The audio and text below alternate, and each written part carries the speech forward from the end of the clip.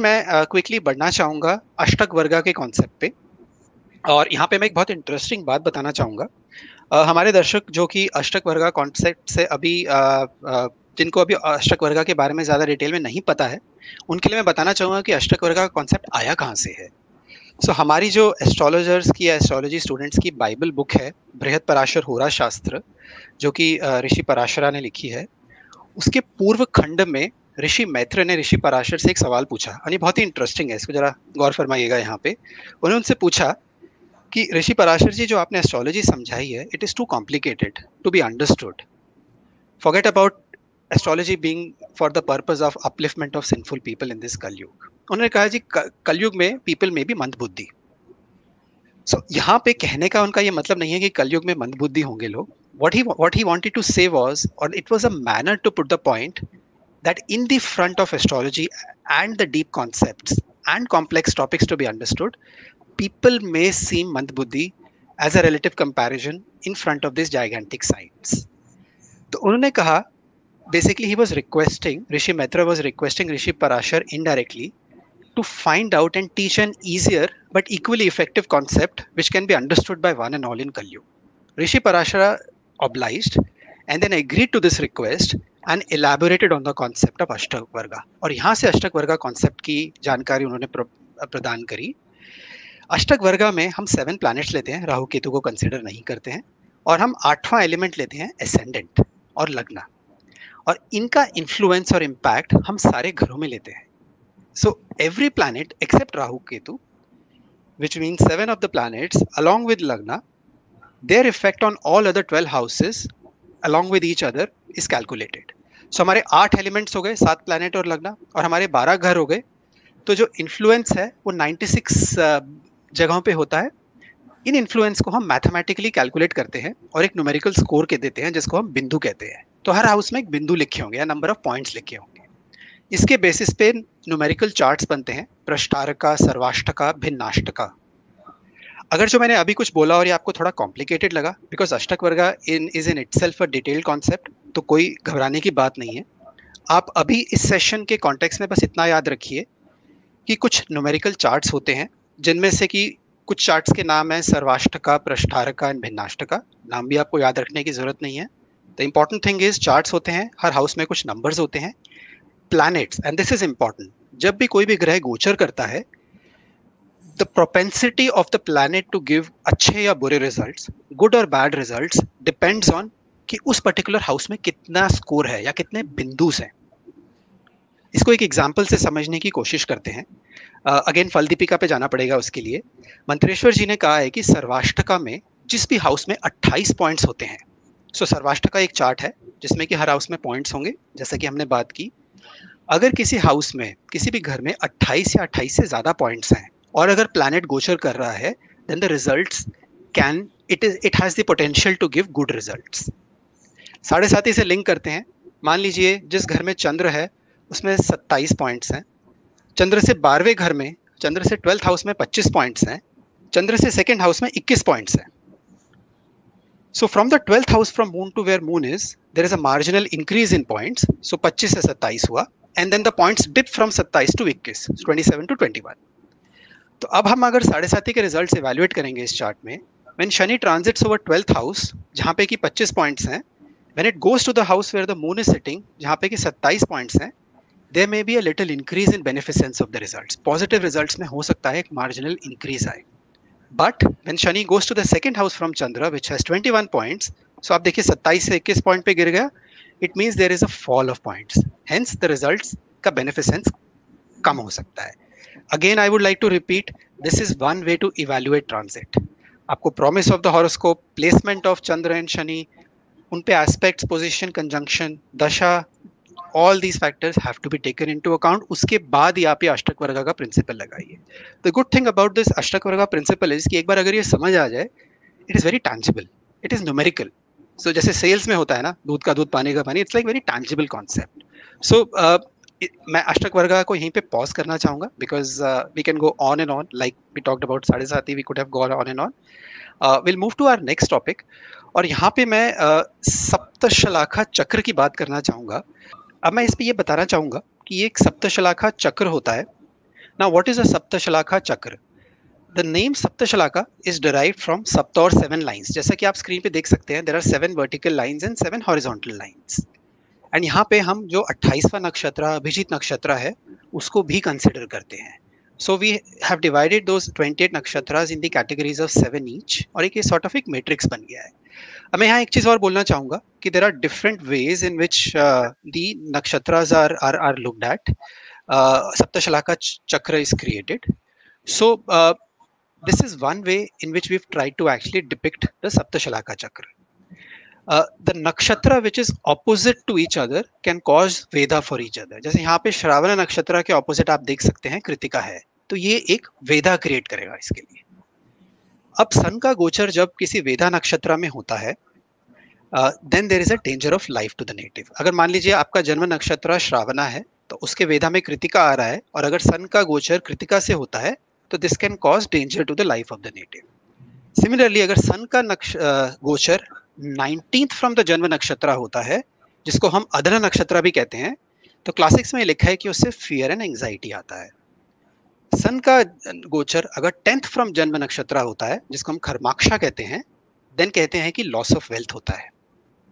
और अगर सन यहाँ पे मैलेफिक से एसोसिएट हो जाए, then there is a possibility of death even. और इसके साथ साथ अगर बाकी मैलेफिक इन्फ्लुएंस भी आ जाए नक्षत्रास में, then also there is a possibility of death.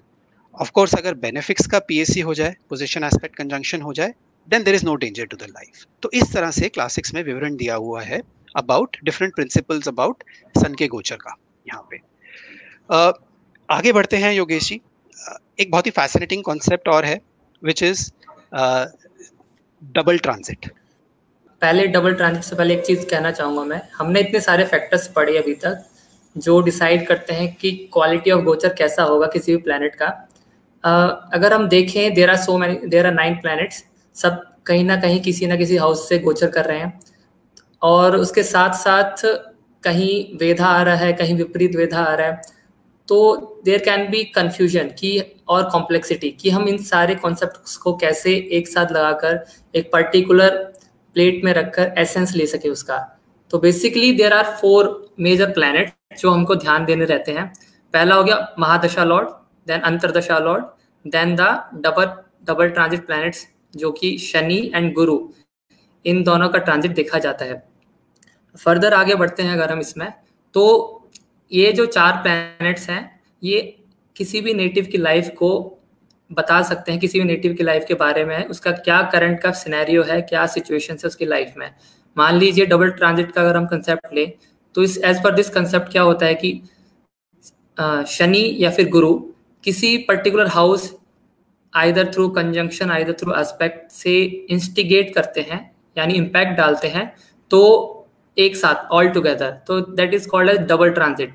तो होता क्या है इस डबल ट्रांजिट से कि उस पर्टिकुलर हाउस का जो इम्पैक्ट है, उस पर्टिकुलर हाउस पर जो इम्पैक्ट पड़ा है शनि और गुरु की दृष्टि से या फिर कंजंक्शन से, that aspects of that particular house उस पर्टिकुलर टाइम पे नेटिव की लाइफ में बहुत मेजर इम्पैक्ट डाल रहे होते हैं या फिर डाल सकते हैं. तो दैट पर्टिकुलर राशि और house becomes the most happening house for that native. अब इस क्या सीन है कि जैसे मान लीजिए मेरे को डिटेल फर्दर जाना पड़े कि मेरे को प्रिडिक्ट करना है कोई पर्टिकुलर इंसिडेंट कि ये पर्टिकुलर इंसिडेंट कब होगा. मान लीजिए चाइल्ड बर्थ एनालिसिस ही करना है, तो उस केस में मैं देखूंगा कि पॉसिबिलिटी क्या है, महादशा अंतरदशा किसकी है. Then I will go to double transit कि शनि और गुरु आपस में दोनों मिलके कहीं ना कहीं से या तो चंद्र से या फिर लग्न से 5th हाउस को एक्टिवेट कर रहे हैं, या फिर 5th हाउस के लॉर्ड को एक्टिवेट कर रहे हैं, या फिर लग्न या लग्नेश को एक्टिवेट कर रहे हैं. अगर ये पॉसिबिलिटी बनती है तो आई कैन से कि हाँ there are chances, there are positive chances कि चाइल्ड बर्थ हो सकता है इस पर्टिकुलर टाइम में. तो Sanchit ji basically double transit plays an very important role in analyzing the gochara and predicting the events in the native's life.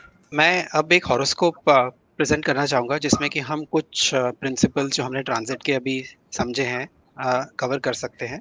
ये जो हॉरोस्कोप हमारे सामने है ये पंडित जवाहरलाल नेहरू का है. He needs no introduction. Now हम यहाँ पे मैं 2 चीज़ें बोलना चाहूँगा. गिवन दैट हमारा सेशन ट्रांजिट का है, we would focus more on transit of 2 important points in his life. पहला है कि when his birth of daughter happened, जब इंदिरा गांधी जी का जन्म हुआ था, तो हम उस गोचर के बारे में बात करेंगे। दूसरा है his elevation to prime minister, जो कि हमारा इंडियन इंडिपेंडेंस का भी चार्ट है, जब वो प्रधानमंत्री बने थे, जब हमारा देश स्वतंत्र हुआ था 15 अगस्त 1947 को। तो ये दूसरा उस दिन का चार्ट है, उस दिन का ट्रांजिट का चार्ट है। मैंने इंटरनेट पे देखा है कि पंडित जवाहरलाल नेहरू की डेट ऑफ बर्थ काफ़ी डिफरेंट जगह मुझे मिली थी, तो मैंने एक पर्टिकुलर पकड़ के यहाँ पे डाली है। इट डजेंट मैटर वो सही है या नहीं है, बिकॉज हमारा focus is more on the transit on that particular day rather than analysing his कुंडली। दूसरा जो इंपॉर्टेंट पॉइंट मैं यहाँ पे ये बोलना चाहूँगा कि जब भी हम कोई चार्ट का एनालिसिस करते हैं, तो सबसे पहले हम उसमें प्रॉमिस देखते हैं, हम फिर दशा पे जाते हैं, और फिर फाइनली हम ट्रांजिट पे आते हैं। गिवन कि हमारा आज का session is dedicated towards transit, we will of course do a basic overview of the horoscope promise and a little bit on dasha, but हम then कोशिश करेंगे कि हम थोड़ा टाइम ट्रांजिट पे ज़्यादा बिता पाएं। But ideally, the process is that you should spend more time on the promise dasha and then only look at the transit. जैसा हमने बात किया कि पैकेट अगर रेडी है तभी तो डिलीवर करेंगे डिलीवरी बॉय। चलिए वापस आते हैं इस चार्ट में। जैसा कि आप स्क्रीन पे देख पा रहे हैं, काफ़ी प्रॉमिसिंग चार्ट ये लग रहा है। लग्न लॉर्ड मून में है, लग्न लॉर्ड जो है वो लग्न पे बैठे हैं चंद्र, एंड एक्सेप्ट फॉर दी पापकर 3 it is not adversely affected, पक्ष बल में भी स्ट्रांग है। वीनस एंड जुपिटर को आप देखें तो वो स्वराशि हैं दोनों, जिससे कि वो 4th और 6th हाउस को स्ट्रांग कर रहे हैं। अब 10th हाउस पे यहाँ पे थोड़ा और फरमाइएगा। 10th हाउस जो है it is aspected by 2 natural benefics, Venus and Mercury from 4th house. So Shukra and mercury चौथे घर से उनको एस्पेक्ट कर रहे हैं, और जुपिटर जो है वो छठे घर से 10th हाउस को एस्पेक्ट कर रहे हैं। तो 10th हाउस कितना स्ट्रांग हो गया है यहाँ पे। अब एक इंटरेस्टिंग योगा यहाँ पे बन रहा है, अगर आपने देखा हो तो 9th लॉर्ड एस्पेक्ट कर रहे हैं 10th हाउस को। 10th लॉर्ड मार्स मंगल, जो कि योग कारक ग्रह हैं इस चार्ट के लिए, इस राशि लग्न राशि के लिए, वो 9th हाउस को एस्पेक्ट कर रहे हैं। So 9th lord aspecting 10th house, 10th lord aspecting 9th house, ये अपने आप में एक बहुत स्ट्रांग योगा है। And I can go on and on to talk about this chart, but जैसा कि मैंने कहा था, हमारा focus is more on the transit, हम आगे बढ़ते हैं। A very very quick overview on dasha. Pandit Jawaharlal Nehru को पंडित जवाहरलाल नेहरू को 23 से 43 ईयर्स में वीनस की दशा लगी थी, जो कि स्वराशि हैं 4th हाउस में, along with benefic mercury expecting 10th house. उसके बाद आई सन की दशा, फिर आई मून जो कि लग्नेश में है, स्वराशि होकर लग्न में ही बैठे हैं, और फिर उसके बाद योग कारक मार्स की दशा आई। सो आप देखिए कि कैसे उनको स्ट्रॉन्ग प्लैनेट्स की दशा राइट टाइम पर मिलती गई, जिससे कि उनके करियर में राइज मिलता गया उनको उस पॉइंट पे। अब सीधा आते हैं गोचर पे, जो कि आप राइट साइड में स्क्रीन पे टॉप पे चार्ट देख रहे हैं, जो कि इंदिरा गांधी का बर्थ चार्ट भी है और उस दिन का गोचर चार्ट भी है पंडित जवाहरलाल नेहरू के लिए। अगर आप देखेंगे, चंद्र को देखेंगे, लग्न लॉर्ड को देखेंगे, 5th लॉर्ड मार्स को देखेंगे, जुपिटर को देखेंगे, तो ये 4 हमारे पैरामीटर्स हैं जो हम एनालाइज करते हैं बर्थ के लिए। And specific to this chart अगर हम देखें, कारक ग्रह जुपिटर जो है वो टॉरस में थे, एस्पेक्ट कर रहे थे 5th हाउस को, और साथ ही 5th लॉर्ड मार्स को भी कर रहे थे। जुपिटर वक्री थे उस दिन, इसलिए वो मार्स 5th लॉर्ड को भी एस्पेक्ट कर रहे थे। 5th लॉर्ड मार्स जो है aspecting 5th lord in transit as well. So गोचर में 5th लॉर्ड जो है वो 5वें घर को भी देख रहे हैं, जिससे कि उसको स्ट्रांग बना रहे हैं। मून जो लग्न में बैठे हैं, लग्न ऑफ द नेटल चार्ट में जो बैठे हैं, अगर आप उनको देखें, मून जो यहाँ पे हैं वो एस्पेक्ट कर रहे हैं लग्न को। Moon which is the lagna Lord is expecting लग्न, ठीक है। सैटर्न जो है इज सिटिंग इन द लग्न in an exchange with the lagna Lord moon.